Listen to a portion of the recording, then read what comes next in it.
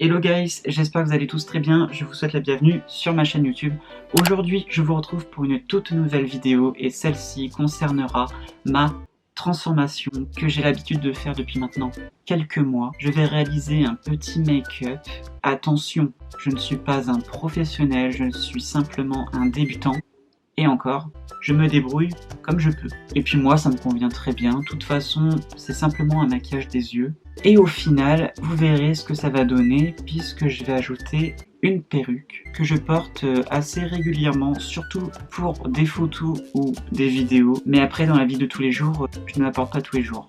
C'est très rare. En fait, ça dépend de mes envies et de mes humeurs, tout simplement. Alors la première étape, c'est celle-ci, l'application du fond de teint. Moi j'utilise la marque de cosmétiques Alter London, conçue spécialement pour hommes, et c'est la teinte la plus claire. Petite parenthèse, je n'applique pas toujours du fond de teint, donc parfois je passe la première étape et je passe directement à la seconde, qui est l'anti-cerne.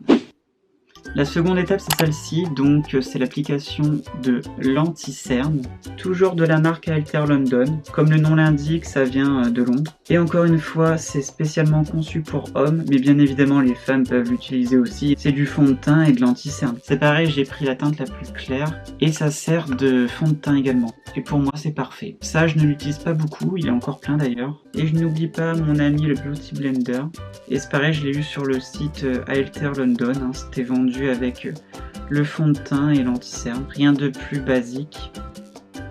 Une fois que c'est ouvert, ça donne ceci. Et très important, toujours humidifier son blender. Comme ça, vous avez plus de facilité à appliquer le produit sur votre peau, comme à sec, c'est pas terrible.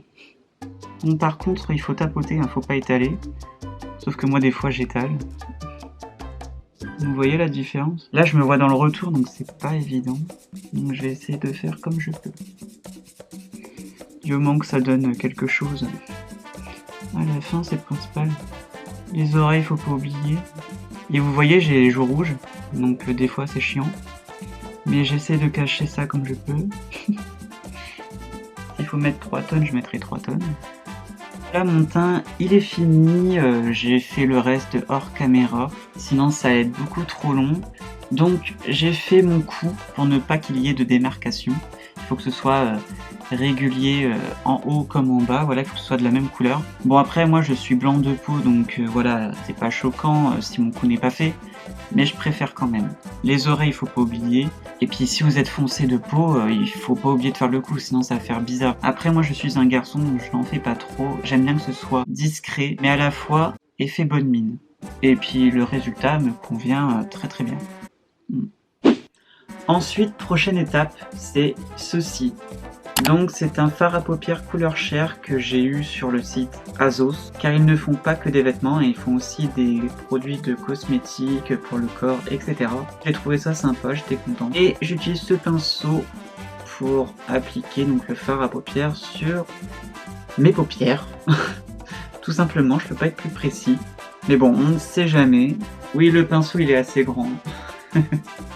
Et voilà, quand on ouvre ça donne ça. Donc je me suis rapproché de la caméra pour vous montrer. Écoutez, je vais faire au mieux, hein, je vais essayer de ne pas mettre le pinceau dans l'œil. Faut savoir, ça fait que quelques mois que je fais ça, donc je n'ai pas encore pris l'habitude, et en plus je le fais pas tous les jours non plus. Mais je vais essayer de ne pas mourir et de faire les choses bien. J'en prends un petit peu des deux côtés, comme ça je peux faire mes deux paupières. Hop. Et moi je fais ça pour enlever l'excédent de poudre. Sinon il y en a trop. Puis je vais avoir des chutes sur mon fond de teint. Et voilà, j'applique sur toute la paupière. Et il faut que la paupière soit recouverte. Jugez pas si je n'ai pas les bons gestes. Hein. Encore une fois, je ne suis pas un pro. Donc Bon, les deux côtés sont faits. Voilà, j'ai fait l'autre hors caméra comme d'habitude. À chaque fois, je ferai qu'un œil. Hein. Je vais pas faire les deux devant vous. En plus, il y a un œil où je suis complètement bigleux. Alors, je ne vous raconte même pas l'horreur que c'est. Donc là nous sommes à la 4e étape, si je calcule bien. Désolé, je suis perdu. Et en gros, la couleur que j'ai mis sur la paupière, je vais la remettre juste en dessous, ras des cils. Voilà, pour que ça fasse pareil, quoi. Un petit peu de fard, voilà, des deux côtés. Ne pas oublier d'enlever la poudre. Et là, je fais en dessous. ça se voit quand même. Je sais pas si j'ai les bons gestes et tout ça, mais du moment que j'ai un résultat à la fin, c'est très bien. Je ne me prends pas la tête, je cherche pas compliqué. Il faut toujours prendre la facilité. Je suis quelqu'un qui ne se prend jamais la tête. Voilà ce que ça donne, normalement c'est pareil des deux côtés. Je vais appliquer un fard à paupières noir que j'ai également eu sur Azos. J'utilise un plus petit pinceau pour être plus précis tout simplement. J'avais encore un peu de poudre mais c'est pas grave. Oui, très important, pensez à nettoyer vos pinceaux. Moi, la preuve que j'ai oublié la dernière fois, il faut en appliquer un petit peu des deux côtés sur le pinceau. Enlever l'excédent de poudre.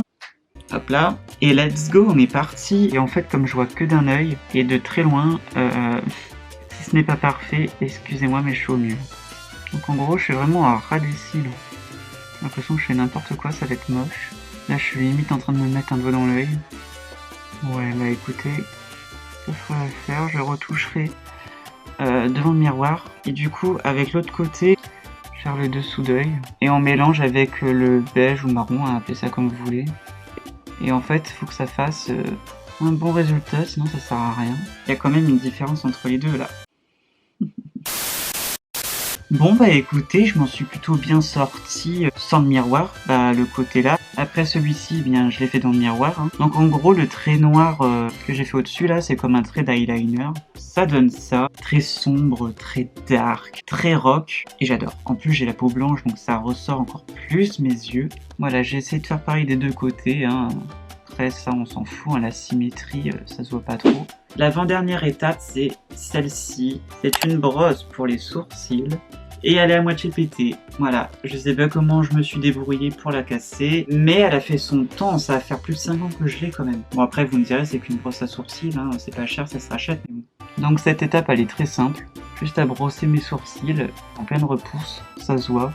Avant je les ai épilés mais j'ai arrêté. Avant ça faisait trop féminin et en fait j'aimais pas. Je préfère quand c'est comme ça. Là ça fait plus viril, plus masculin, fouillis en bataille. Même au milieu j'ai pilé, j'ai arrêté. Ça se voit pas plus que ça. Ça c'était vraiment la partie la plus simple, rien de compliqué. Si vous n'arrivez pas à vous brosser les sourcils, il y a un gros problème. Et la dernière étape, the wig, la perruque. Donc ça donne ça, c'est une perruque cheveux noirs, cheveux frisés, c'est une perruque pour homme qui vient de Londres, encore une fois. Je suis abonné aux produits qui viennent de Londres, je crois. Et je ne le fais pas exprès. Pour une fois que ça vient pas de Chine ou des États-Unis. Vous voyez, c'est pas trop long. Là, on a l'impression que c'est le fouillis, mais en réalité, une fois porté, c'est nickel. Et j'ai jamais été autant fier d'une perruque.